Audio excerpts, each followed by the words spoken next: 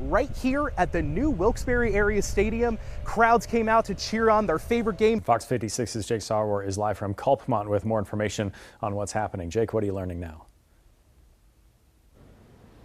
Aaron and Juliana, good evening. That's right. We're still here in downtown Culpmont. We're actually on Route 61 or Chestnut Street here. This is between 9th and 10th Streets as well, too. Again, you could still see there's an active police presence. When we talked to state police earlier, they said there is an active gunman. But what we are learning right now is that state police has not made entry into any buildings or houses at this moment. Fire police we spoke to said that it is shut down for at least a half a mile to a mile. So from here all the way down to a Walmart in Cole Township. They're, of course, encouraging everyone to please avoid the area at this time, as it is still a very active scene. Now, of course, this is still a developing story. When more details do become available, we'll be making sure we keep you updated. Reporting live in Culpmont, I'm Jake Sarwar, Fox 56 News, 1st to 10. What you're looking at right there is live right now off Monday Street here in Wilkes-Barre Township, which sadly has seemed to become somewhat of a dumping ground. I mean, I'm doing my part here right now. I threw on some gloves. We did bring a trash bag with us to pick up some of this trash, but I'm telling you, there's so much all around here and even lining the street. And this is just one street within Wilkes-Barre Township. If you're looking to get involved in any way with the organization at all, their contact info can be found in this story on our website, fox56.com. We are out in the thick of it. The snow is finally coming down here. We have to, without a doubt, make a snow angel real quick. And as I do this, I'm going to throw to Chief Meteorologist Mike Susko. Can you tell us what comes next for King Charles? Sure. Absolutely. So the new King Charles III and Queen Camilla were staying in Balmoral tonight to mourn the loss of the Queen, but will be heading to Buckingham tomorrow to mourn with the rest of the nation. Talk to me a little bit about what you're feeling tonight. We're feeling optimistic. The numbers look good as they come in. We're not here to declare victory yet. It is still a very active scene here in Gilbert. I'm still hearing a lot of things on the bullhorn from the police officers. Sounds like the person is still inside of a home because they're saying come down to the first floor, exit out through the side, and then come lay down on the driveway. Lots of police are also yelling, "Do it for Nana," as well.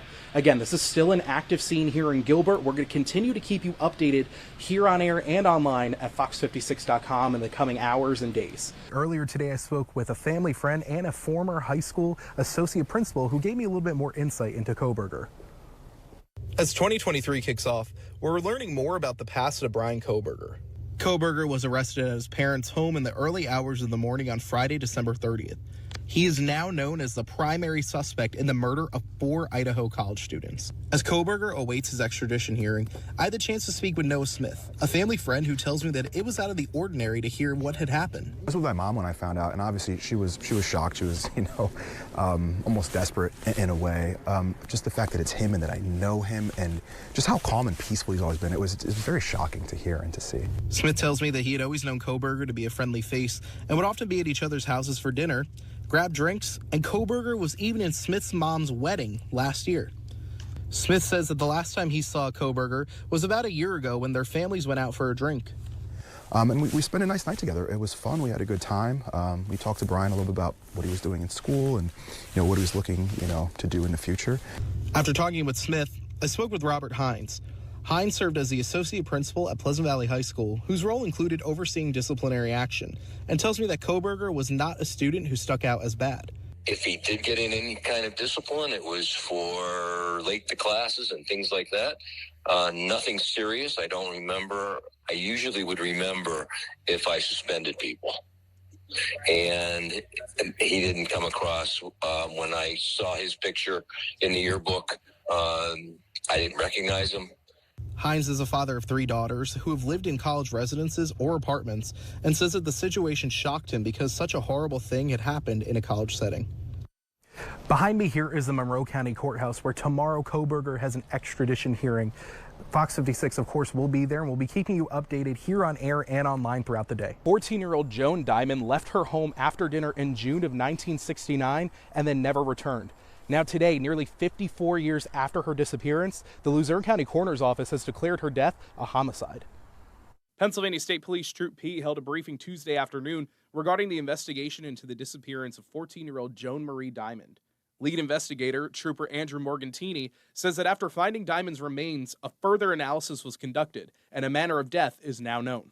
The Luzerne County Coroner's Office has made a ruling on the manner of Joan's death. as a homicide. Although the manner of death has been ruled a homicide, the state police will not be releasing any information on the cause of Diamond's death since it may be detrimental to the investigation. Back in October, state police announced that remains that were found in 2012 were in fact Joan Marie Diamond's. Since then, state police have been interviewing various people from her past. Conducted numerous interviews with friends of Joan's, students who were classmates of Joan. It's been helpful. There have been individuals who we found along the way who didn't contact us. We got information from them as well. According to state police, on June 25th, 1969, Diamond finished dinner with her family and told them that she was going to play at the nearby Andover Street Park. As of now, it is still undetermined if Diamond was killed at the park or abducted and later killed. In November of 2012, Jane Newport Doe's remains were discovered when a dig for relics was done in a trash-filled depression. Lab results later determined that the deceased was a female in her teens that would have died in the 1960s. Diamond's family had submitted DNA samples to the state police at that time for testing, and the lab report indicated that Jane Newport Doe was actually Joan Marie Diamond. Now, state police is urging anyone with any information, even the smallest details about Diamond's life, her disappearance, or even her death, to come forward and contact them or PA Crime Stoppers. Now, PA Crime Stoppers is also offering a $5,000 reward for any information that could help lead to an arrest in this case. Both of their contact information can be found linked in this story on our website, fox56.com. With the end of the month here, it's time once again for Jake of All Trades, featuring Fox 56's Jake Sarwar. This month, Jake sat down behind the wheel of a big rig and joins us now live from a truck stop. Jake. Aaron, good evening. That's right. For this month's Jake of All Trades, I got to learn a little bit more about what it takes to drive an 18-wheeler, like the ones you see behind me here. And let me tell you, it's a lot harder than I thought.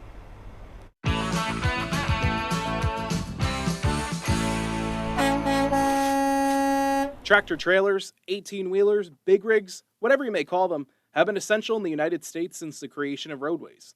Now, over the years, trucks and their technology have changed, but the function of transporting goods to and from areas so consumers can have access hasn't.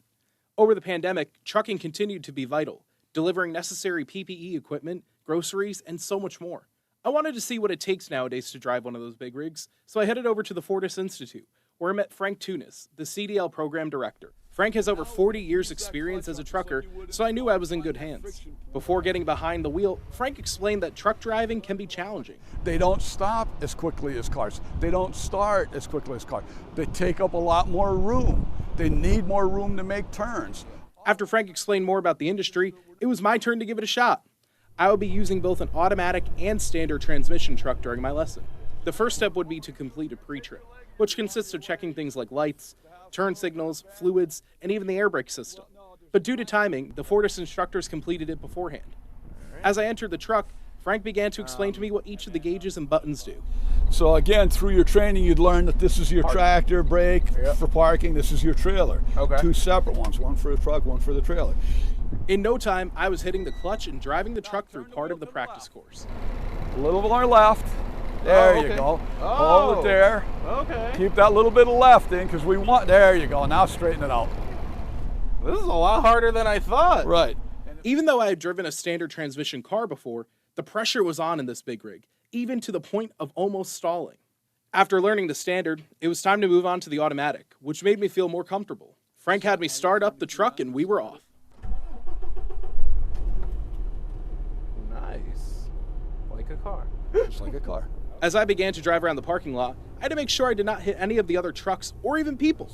Frank left the standard I drove in the middle of the lot so I could practice my wide turn skills. Yep, keep to your right, because we want to get way over here to the right.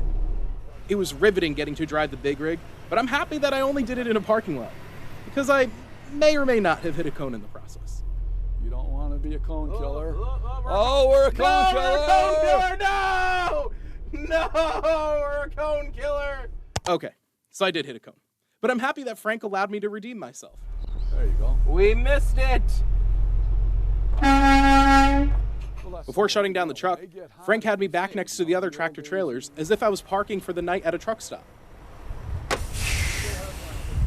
Perfect. As we wrapped up for the day, Frank took me to his own old school Freightliner and showed me how trucks were designed back in the day. Such an exhilarating experience getting to be behind the wheel of that truck. I mean, it was honestly one of those lifelong dreams that was finally fulfilled. If you have any ideas of where I should take my next job adventure, let me know on social media. Reporting live in Pittston, I'm Jake Sarwar for Jake of All Trades.